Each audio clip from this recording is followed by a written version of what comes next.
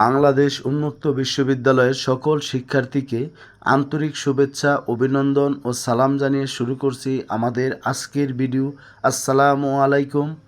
আজকের ভিডিওতে থাকবে বাংলাদেশ উন্মুক্ত বিশ্ববিদ্যালয়ের এইচএসসি প্রোগ্রামের 2025-26 শিক্ষাবর্ষে অর্থাৎ 2025 ব্যাচের শিক্ষার্থীদের দ্বিতীয় বর্ষের কোর্স রেজিস্ট্রেশনের সময়সূচি নির্ধারণ প্রসঙ্গে। এখানে আমি আপনাদেরকে আজকের ভিডিওতে আপনাদেরকে বলবো কারা কারা রেজিস্ট্রেশন করবেন, কিভাবে করবেন, কত টাকা প্রয়োজন হবে, এই বিষয়গুলো আজকের ভিডিওতে বিস্তারিত আলোচনা করা হবে। প্রথমত বিষয়টা হলো, এই ভিডিওটি বাংলাদেশ উন্মুক্ত বিশ্ববিদ্যালয়ের ঢাকা, ময়মনসিংহ, কুমিল্লা, চট্টগ্রাম, সিলেট, বরিশাল, বগুড়া, রংপুর, রাজশাহী, ফরিদপুর, যশোর, খুলনা অর্থাৎ 12টি আঞ্চলিক কেন্দ্রের অধীনে যতগুলো কলেজে আপনারা পড়াশোনা করেন সমগ্র বাংলাদেশে সবার জন্য এই নোটিশটি। এখানে শিক্ষার্থী আমি আপনাদেরকে বলবো যে বিষয়টা আপনারা ভালোভাবে বুঝে নেওয়ার চেষ্টা করবেন। যারা 2025 সালে বাংলাদেশ উন্মুক্ত বিশ্ববিদ্যালয়ে এইচএসসি প্রথম বর্ষে আপনারা ভর্তি হয়েছেন, আপনাদের আগামী 17 জুলাই থেকে এইচএসসি প্রথম বর্ষের ফাইনাল পরীক্ষা অনুষ্ঠিত হবে। সেই শিক্ষার্থীরা আপনারা যারা 2027 সালে যাতে 2027 সালে এসএসসি দ্বিতীয় বর্ষে ফাইনাল পরীক্ষায় যাতে অংশগ্রহণ করতে পারেন, সেই জন্য আপনাদের রেজিস্ট্রেশন কার্যক্রম চলতেছে। এখানে বিষয়টা আপনারা একটু খেয়াল করবেন। প্রথমত যারা এবার প্রথম বর্ষে পরীক্ষা দিবেন, আপনাদের দ্বিতীয় বর্ষের রেজিস্ট্রেশন কার্যক্রম চলতেছে।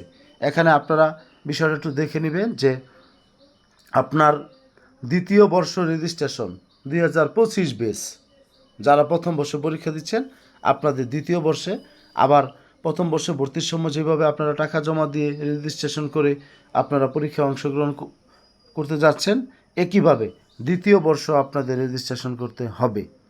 সেই রেজিস্ট্রেশনের কার্যক্রমটা আপনার 1/7/2026 থেকে 30/7/2026 তারিখ পর্যন্ত নির্ধারণ করা হয়েছে। এই সময়ের মধ্যে আপনাদের দ্বিতীয় সেমিস্টারে রেজিস্ট্রেশন করতে হবে। তবে শিক্ষার্থী, রেজিস্ট্রেশন কার্যক্রমটা করার জন্য আপনাদের যে আইডি নম্বর আর পাসওয়ার্ড বা ইউজার আইডি এগুলো নিয়ে আপনারা কম্পিউটার দোকানে গেলে আপনাদের কাজটি আপনারা সুন্দরভাবে করতে পারবেন। তবে শিক্ষার্থী, এখানে কত টাকা প্রয়োজন এই বিষয়ে আমি আপনাদেরকে একটু বলবো। প্রথমত বিষয়, যারা 2025 সালে প্রথম বর্ষে যারা মানবিক এবং ব্যবসা শিক্ষা শাখায় যারা 6টা বিষয় নিয়েছেন, অর্থাৎ আপনি অপশনাল নেননি, 6 বিষয় নিয়েছেন অপশনাল ছাড়া, সেই শিক্ষার্থীকে দ্বিতীয় বর্ষে সাবজেক্ট হলো 5টি। কারণ আইসিটি বাদ যাবে, তাহলে আপনার সাবজেক্ট থাকবে 5টি।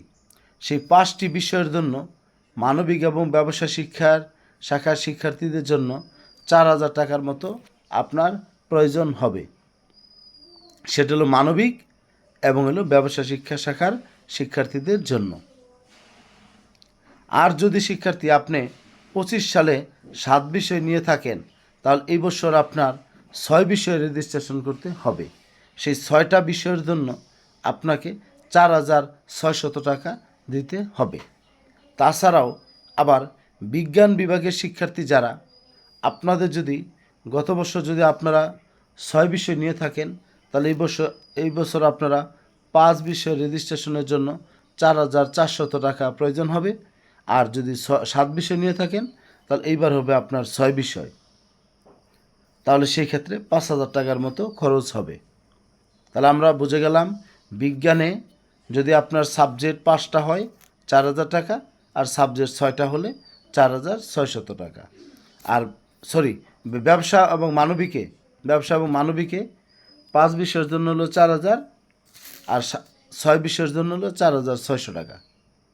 আর বিজ্ঞানে 5 বিষয়ের জন্য 4,400, আর 6 বিষয়ের জন্য 5,000 টাকা। তারপরে যদি অতিরিক্ত এই বিষয়গুলো আরও জানার প্রয়োজন হয়, আপনারা 01609781125 আমার এই হোয়াটসঅ্যাপ নাম্বারে আপনারা যোগাযোগ করবেন।